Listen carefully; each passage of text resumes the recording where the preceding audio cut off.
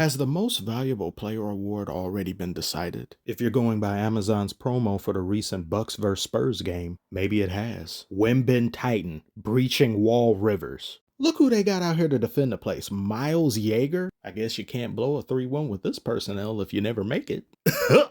Oh.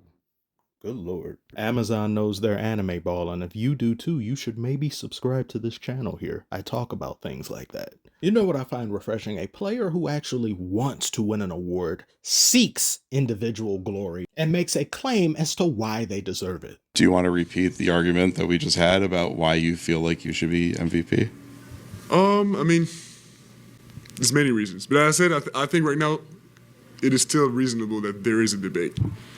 But as I said, I want to make sure, my goal is to make sure that there's no debate anymore at the end of the season. Meanwhile. Yeah, I didn't care about anything besides winning the game. Boo! Get Shea Gilgeous-Clinton out of here. So boring, so media trained. What type of lukewarm demon is this? Must resist the urge to appear human, or else I'll lose aura. Don't bring up Jokic. I know if it ain't horse VP, he don't care. At least that's genuine. He's an equine enthusiast, and he's happy about it. 3 arguments. My first one would be that defense is 50% of the game, and that it is undervalued so far in the MVP race. I'm putting a pin in that for later. I believe I'm the most impactful player defensively in the league.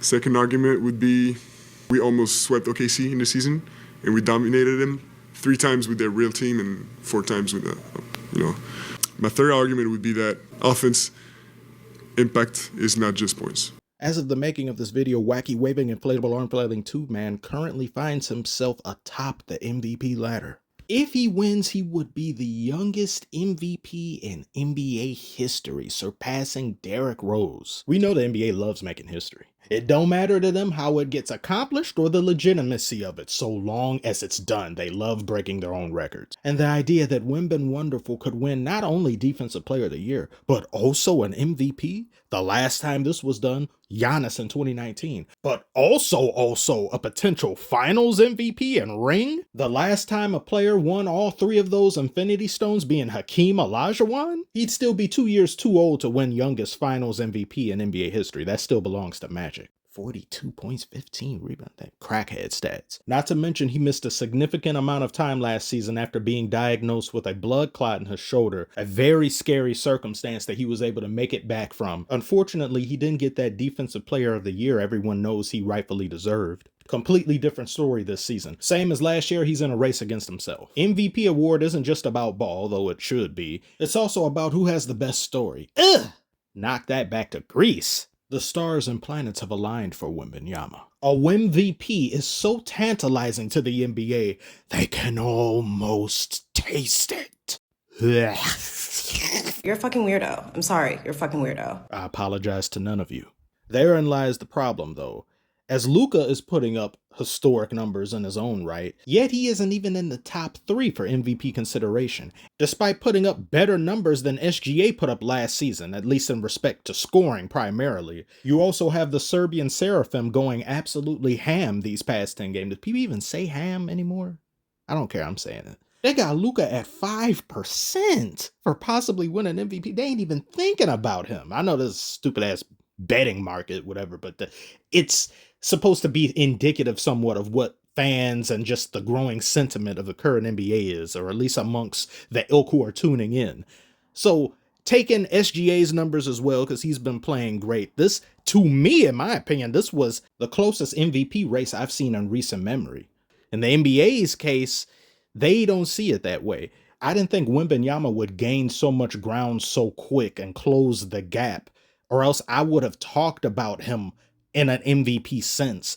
But I mean, at most, I probably had him at number 4. I just didn't think there was enough time. I took into account the minutes restriction that he was on a little bit ago. I took into account some time missed. I also applied that very same logic to Jokic, which is why I had SGA above him after 2 different showings against the Nuggets where SGA looked like the better player in both of those games, even though some of y'all didn't like that when I said it. Wembanyama dropped an 83-point triple-double with this interview. This interview damn near won him the race if there was any doubt or question prior to it happening. This is like the reverse version of what Kendrick Perkins said in arguing for Embiid winning it over Jokic. Because I very much remember that prior to that Kendrick Perkins interview, it was looking like Jokic was going to take it home. And then after it, the entire narrative shifted. And again, this isn't to say that Wembanyama isn't deserving of it. It just feels as though there was a four-way deadlock of sorts in this race, and the MVP voters were looking around frantically for a way out of this tough decision. Please, somebody,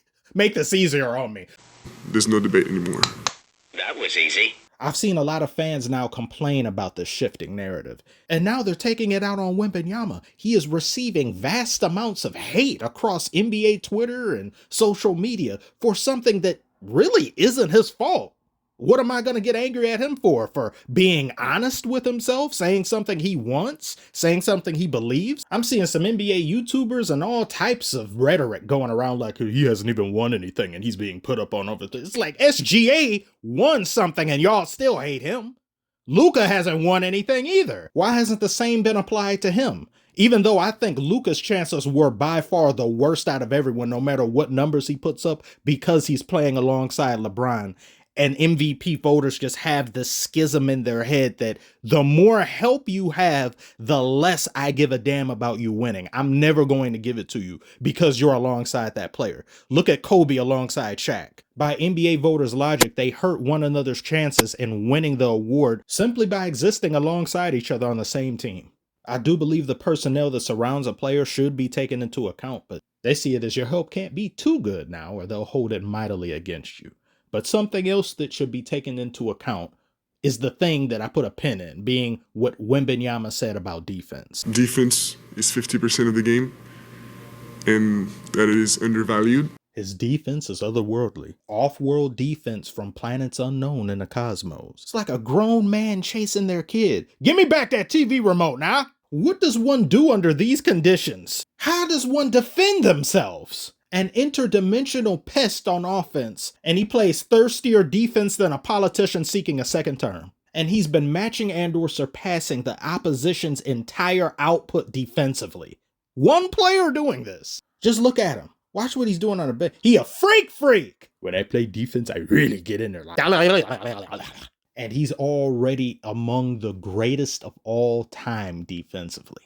He isn't even in his prime yet. Trigger warning, mostly for me, but some of you as well. Talk all of this stuff about, oh man, you gotta play both sides, and everybody want to crush Luka Doncic when Luka doesn't live up to the standard of defense. But we got this guy defending entire teams, and no one took it into account until he said, well, number one, defense is 50% of the game.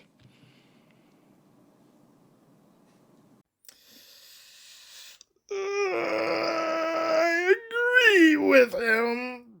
Oh, sound like something popped in my head. I gotta turn that. Oh heck, get this off the screen. We just get to remove that. I didn't ask for this image. Thank you. The hell, I want to see that. In conclusion, I believe you can't go wrong with either four of the candidates for MVP, but only one of those players is doing what Wembanyama is doing defensively, so that's something to take into account. That's it. Tell me what you make of the MP. I can't even talk about what. I got. Like and subscribe if you're new. Discord stuff in the description. MVP race. Give your thoughts on it. Comments. I'll see you on the next one. Like and subscribe. Yeah, I'll see you on the next one.